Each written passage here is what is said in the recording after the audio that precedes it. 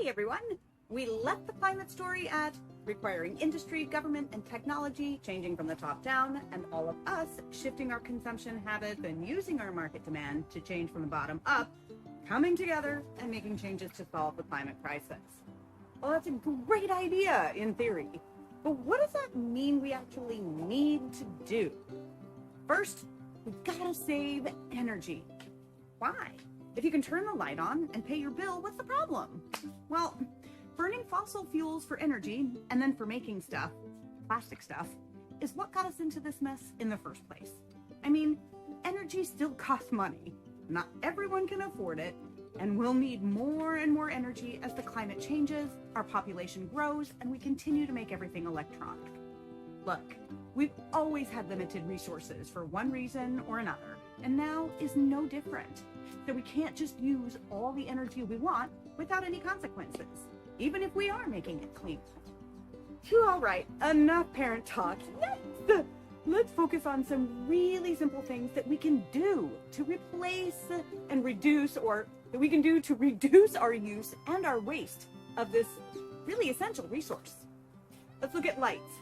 First of all, you can change the light bulbs in your home to either LED or CFL bulbs that use less energy. We can use fewer bulbs at a higher wattage. We can install dimming switches. You can use low energy lights outside. I mean, if you need to leave a light on for safety, and I get it, consider a motion activated light. So it's there when you need it, but not when you don't. And for crying out loud, turn the lights off when you're not in the room or you don't need them. All right, heating. Not a super big issue here in Hawaii, but if you need to warm up, my mom always said, put more clothes on. If that's not enough, you can use electric blankets, and of course, turn them off when you're in bed. We can make sure that any heater that you do use has a thermostat, and set it where you need it, not where you want it. Very big difference. Seal all those doors and window gaps in the house as best you can. Insulate the ceiling if you can. Okay, here in Hawaii, we're going to use AC, but we need to use the AC only when you really need it. And again, set that thermostat where you need it, not where you want it. Mine's set at 77 degrees. Point being, your house doesn't need to feel like Alaska in order to feel good. All right, moving on to kitchen appliances. Your dishwasher. Dude, fill it up before you run it. Lord, I hate that commercial that tells you to do it every night, meaning run your dishwasher, even if it's not full. It's a waste of both energy and water if it's used when it's not 100% necessary. It's like getting one speck of mud on your car and washing the whole thing. That's silly. Skip the heated drying dish cycle and hand dry your dishes. It's faster, cheaper, and a lot less wasteful. Connect it to cold water, not hot. Your dishes will still get clean, just like your clothes. Clean whatever filters you can find and install the dishwasher away from your refrigerator. Heat and moisture from the dishwasher make the fridge work harder. Moving on to the stove. Use a pressure cooker or a crock pot for a slow cooked meal. Gotta match the pot size to the heating element size on your stove. And if the bottom of the pot is distorted, don't use it. It's not going to be as efficient. If you're boiling water, cover the pot. It'll heat up more efficiently. And turn the pan off before the meal is completely cooked, and use the leftover heat to finish the cooking. There is no need, really, to preheat your oven. And of course, keep the door closed until whatever you're cooking is done. You can also use the leftover oven heat, which hangs around for about 15 or 30 minutes, to keep stuff warm or even warm up desserts. There's also a recommendation to use glass or ceramic oven pans because they retain heat better than metal. If you need it to clean the oven, start the self-cleaning cycle right after you've cooked something. That way it'll take less energy to reach its cleaning temp. All right, moving on to the microwave. Defrost your food either overnight in the fridge or by soaking in cold water instead of using the microwave. And it seems silly to mention, but eat small amounts of food, not large. All right, the refrigerator. One of my mom's favorites. Don't stand in front of the fridge with the door open.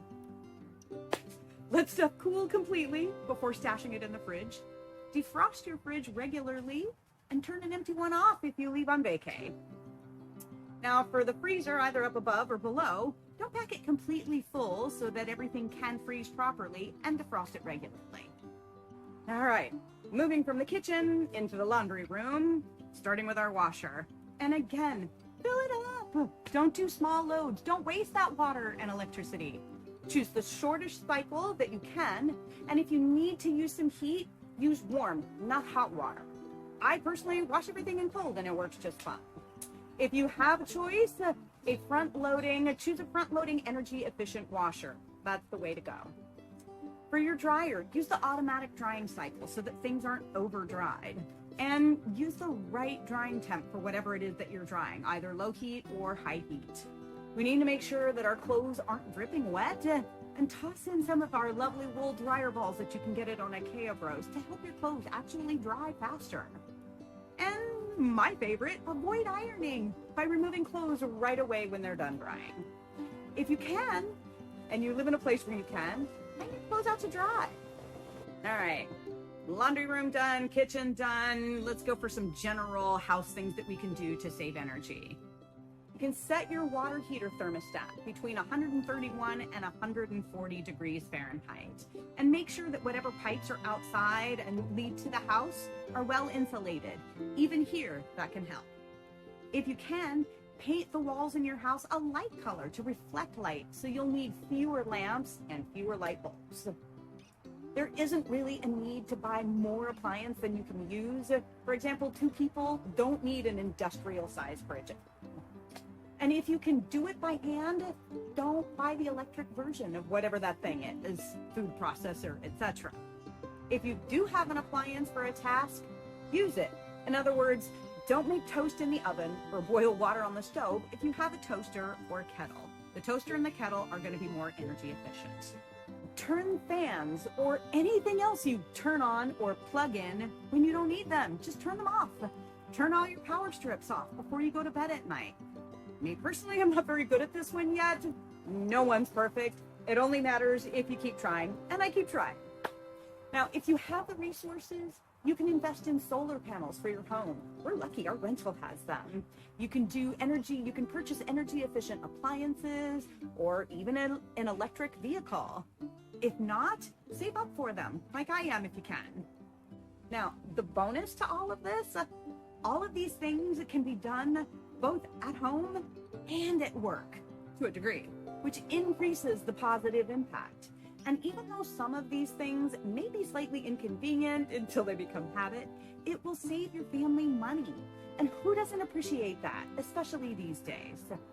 Keep in mind, every kilowatt hour of electricity that we save means the power plant makes 1 less kilogram or 2.2 pounds of carbon dioxide. So in the long run, forming these habits now will set the young ones in your family up with not only good habits, but a better, more comfortable future as well. All right, everyone. See how many of these things you already do and give yourself props. Then challenge yourself to add 1 or 2 more things to your energy-saving routine. We'll be back next week with more things that you can do to fight climate change. Thanks for diving in, everyone. Hit that subscribe button before you leave. Share what you've learned here forward, and I'll see you next time.